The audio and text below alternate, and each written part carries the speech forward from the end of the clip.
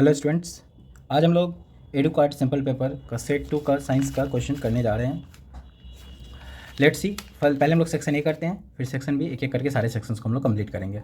Section A में पहला question क्या कह रहा है स्टूडेंट्स, विदाउट एनी डिले समझते हैं। The chambers are shown to have contracted as indicated by the arrow in the given figure. अब फिगर को आप देखिए और समझिए कि क्या इसमें दिया हुआ है। तो गिवन इसमें है बेटा, ये आप देख पा रहे होंगे इजीली, यहाँ 2 एरो और इधर दिखा रहा है। अब आप लोग जानते होंगे, अगर इस तरीके से समझे तो आपका इस साइड हो गया left auricle, left ventricle, right atrium, right ventricle. Left atrium में क्या होता है, ब्लड पहली बार रिसीव किया जाता है, फिर उसके बाद कहाँ जाता है, लेफ्ट वेंट्रिकल में जाता है, फिर यहाँ से निकल के कहाँ जाता है, बॉडी में जाता है, बॉडी के डिफरेंट डिफरेंट ऑर्गन्स में, फिर बॉडी से वापस आता है राइट एट्रियम में, फिर राइट वेंट्रिकल में, फिर यहाँ से जाता है लंग्स में।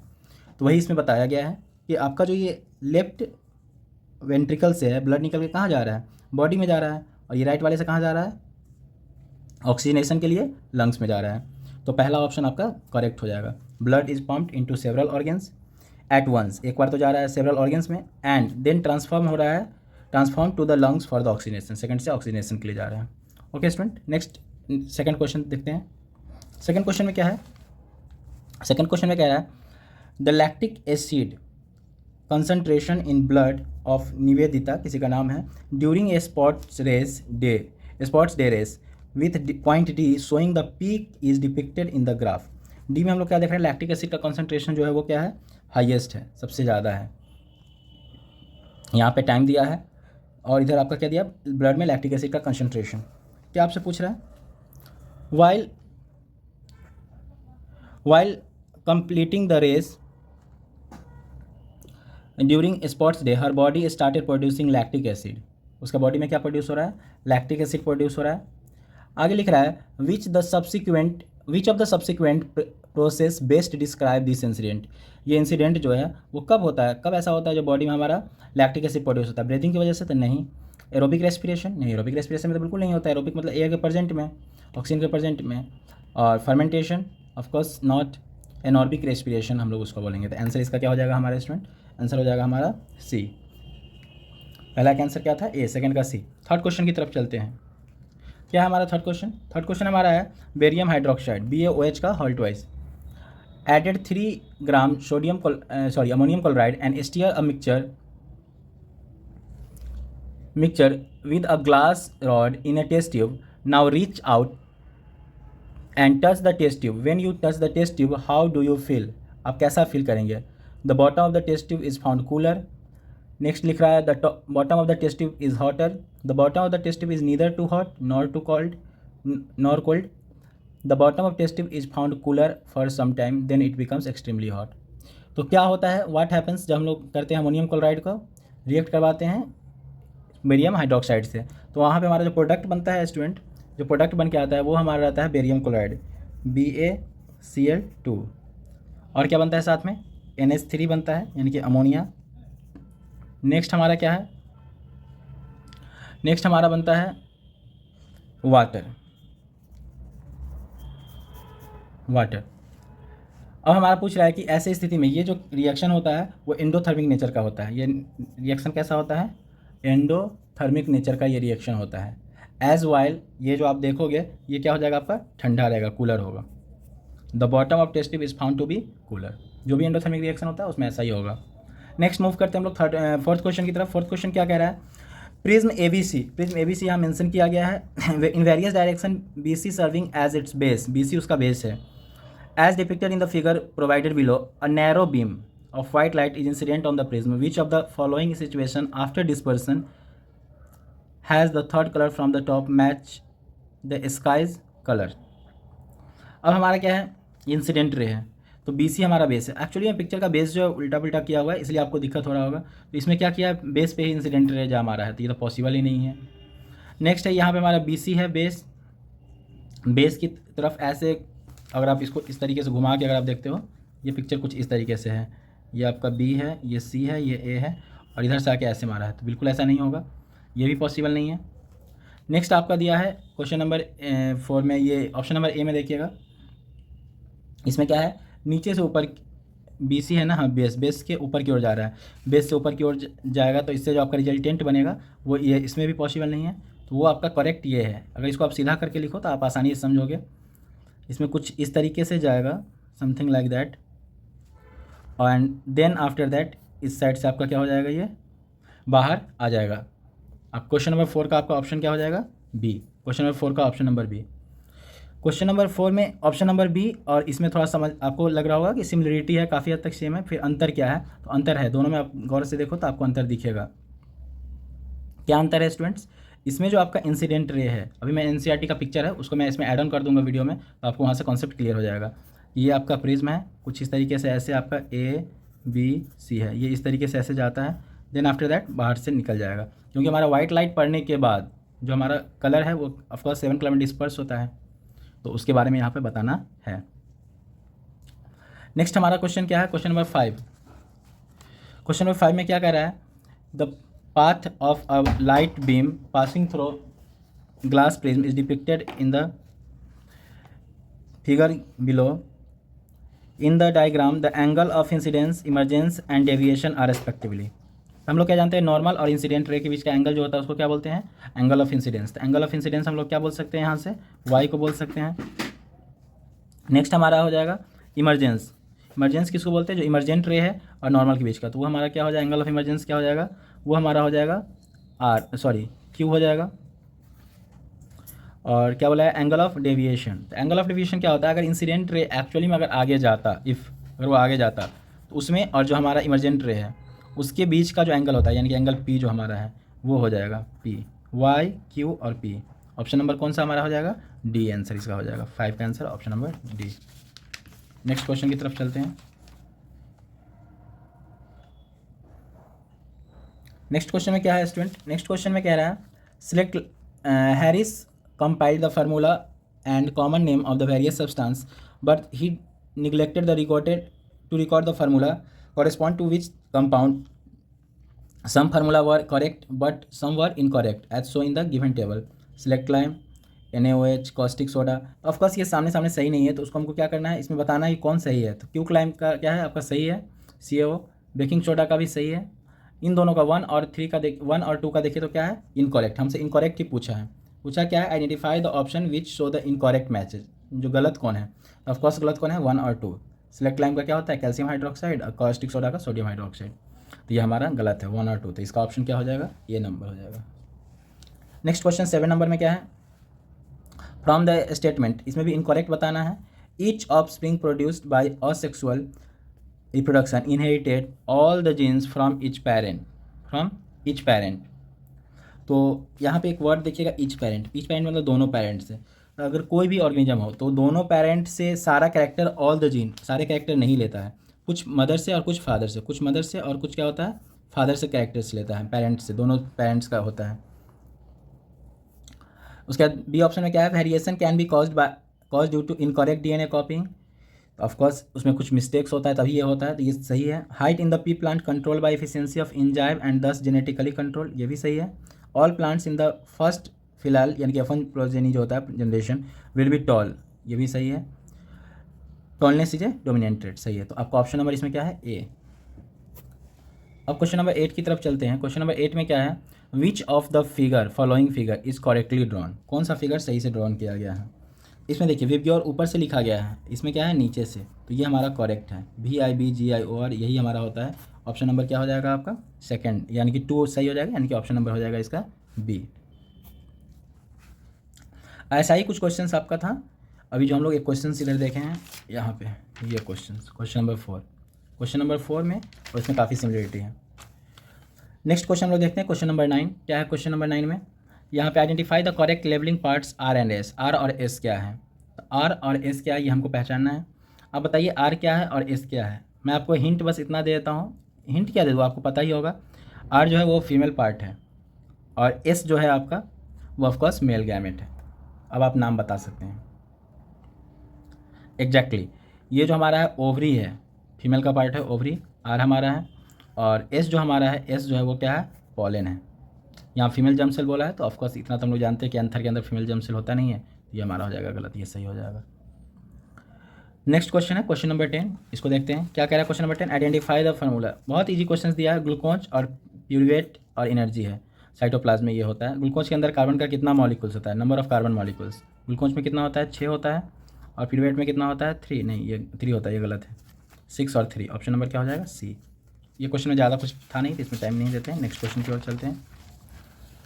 नेक्स्ट क्वेश्चन क्या कह रहा है, नेक्स्ट क्वेश्चन में कह रहा है match the column 1 with the 2 and select the correct option code given below. Let's see. Magnesium plus में हाइड्रोक्लोरिक एसिड मिलके क्या दे रहा है यहाँ पे, मैग्नीशियम क्लोराइड और हाइड्रोजन, ये क्या है डबल डिस्प्लेसमेंट रिएक्शन है। जिंक कार्बोनेट जो है ब्रेकडाउन होकर दे रहा है जिंक ऑक्साइड और कार्बन डाइऑक्साइड। नेक्स्ट आपका है हाइड्रोजन जो है क्लोरीन से रिएक्ट करके हाइड्रोक्लोरिक क्लोराइड दे रहा है, ये डिस्प्लेसमेंट रिएक्शन है। और पोटेशियम इसमें क्या है, सही बताना है ना, हाँ सही बताना है, अरेंज करना उसको। पोटेशियम ब्रोमाइड जो है बेरियम आयोडाइड से रिएक्ट करके क्या दे रहा है, पोटेशियम आयोडाइड और बेरियम ब्रोमाइड, ये हमारा क्या है डिकम्पोजिशन रिएक्शन है। ऑफकोर्स ये सामने वाला तो ऑफकोर्स सही नहीं है, तो हमें सही वाले को पहचानना है। तो सही पेयर क्या है, तो अगर आपको 1-2 कंपाउंड का भी पता है ना तो आपको आसानी से आप आंसर कर सकते हो। तो ये वाले को देखो, मैग्नीशियम और हाइड्रोक्लोरिक एसिड, तो लिख के देखो मैग्नीशियम प्लस में HCl, अब क्या बन रहा है मैग्नीशियम क्लोराइड MgCl2। मैग्नीशियम क्या किया, हाइड्रोजन को डिस्प्लेस किया, ये हो जाएगा डिस्प्लेसमेंट। ए का थ्री कहाँ दिख रहा है, ए और सी में। नेक्स्ट क्वेश्चन की ओर हम चलते हैं, सॉरी नेक्स्ट ऑप्शन की ओर। अब इन दोनों में कौन सा सही है, बी का फोर डिकम्पोजिशन रिएक्शन, ये भी सही है। सी से पता चलेगा, सी में क्या है हाइड्रोजन और क्लोरीन मिलके क्या बना लिया है, हाइड्रोजन क्लोराइड बना लिया है। और पोटेशियम ब्रोमाइड, ये जो आपका है क्या है, पोटेशियम ब्रोमाइड है ना, हाँ पोटेशियम ब्रोमाइड जो है आपका वो रिएक्ट किससे कर रहा है, बेरियम आयोडाइड से, तो वो क्या बना रहा है, तो ऑफकोर्स पोटेशियम ब्रोमाइड और बेरियम आयोडाइड इसके साथ चला गया, ब्रोमाइड इसके साथ आ गया, डबल डिस्प्लेसमेंट, तो डी हो जाएगा डबल डिस्प्लेसमेंट, यानी कि ऑप्शन नंबर सी हो जाएगा हमारा सही answer. Next question 12 number question है। क्वेश्चन नंबर 12 में क्या है, इसमें ये भी बहुत आसान क्वेश्चन है, आपको टर्शियरी सेक्टर जो है किसमें सही से दिखाया गया है फिगर में, तो हम लोग जानते हैं कुछ इस तरीके से होता है, लेकिन नाम जो है ऊपर नीचे से हमारा शुरू होता है, producer, primary consumer, secondary consumer, tertiary consumer, ऊपर जो होता है टॉप होता है। तो इसमें गलत दिया हुआ है, इसमें सही है, ए ऑप्शन सही हो जाएगा, इसका फिगर ए हो जाएगा आंसर। बहुत आसान क्वेश्चन था। नेक्स्ट क्वेश्चन 30 नंबर की ओर चलते हैं।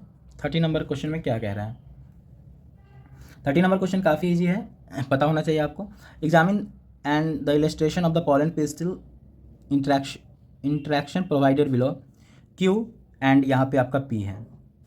अब आप ये जानते हैं कि ये क्या है, स्टिग्मा आपका इधर दे दिया है, ये पॉलन ट्यूब है, पॉलन ट्यूब यानी कि पॉलन ग्रेन होगा ऑफकोर्स इसमें होगा, और ये हमारा पी है, पी में हमारा क्या है, तो बहुत आसान सा क्वेश्चन है, आपको पता होना चाहिए। पॉलन ट्यूब है यानी कि उसमें पॉलन ग्रेन होगा, तो फिर ये क्या होगा, मेल है या फीमेल पार्ट है, पहले ये आपको पता होना चाहिए, मेल गैमेट है या फीमेल गैमेट है, हमको क्यू का आंसर देना है, मेल गैमेट है या फीमेल गैमेट है।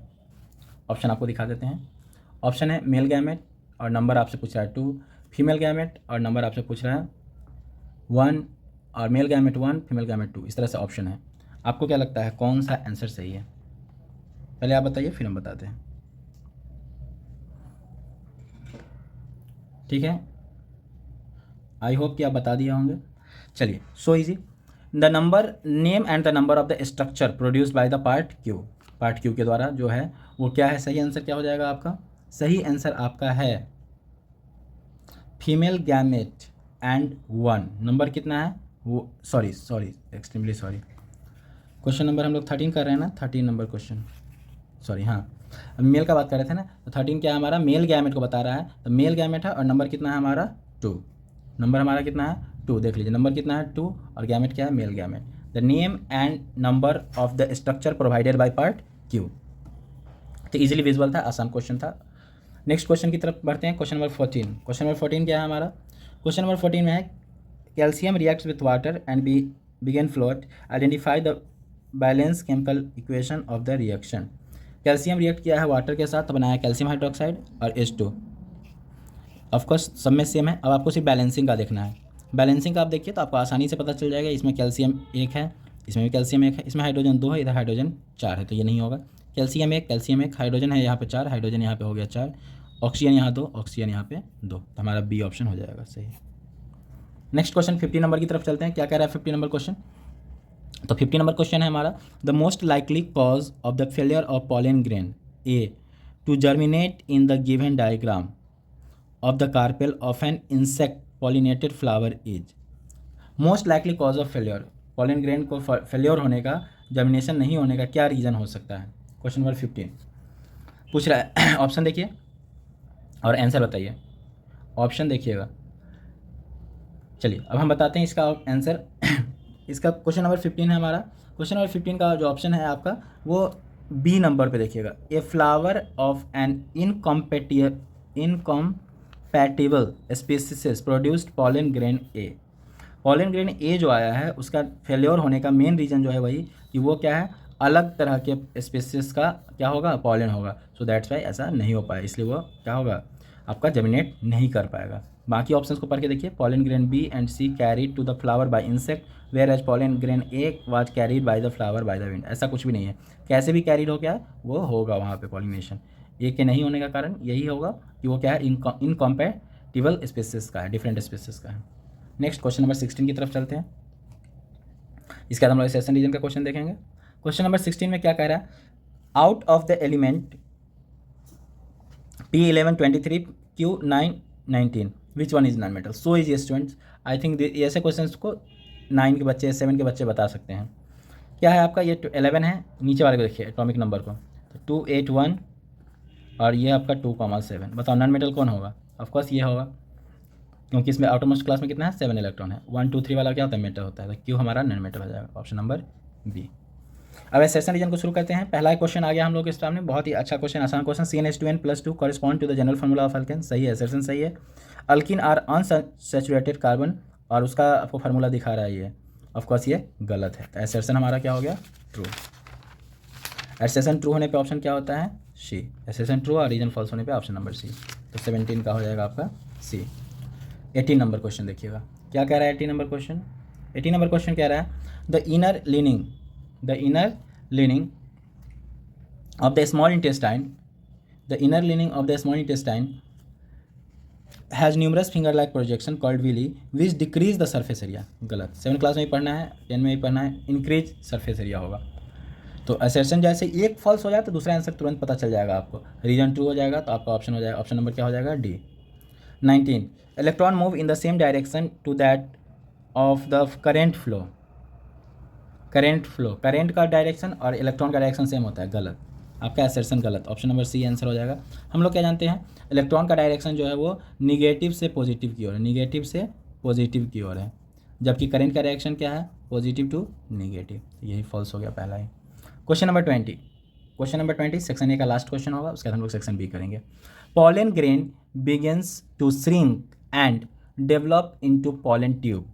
Pollen grains begins to shrink and develop into a pollen tube. और रीजन में क्या दिया, pollen tube reaches the style through the ovary. Pollen tube reaches the style through the ovary. Reaches the style through the ovary, of course गलत है, ovary के पास जाता है style के थ्रू। तो रीजन फॉल्स, असर्शन सही हो गया आपका। यहाँ से आप ऑप्शन देख लीजिए, असर्शन फॉल्स के लिए ऑप्शन है डी और रीजन फॉल्स के लिए ऑप्शन है सी।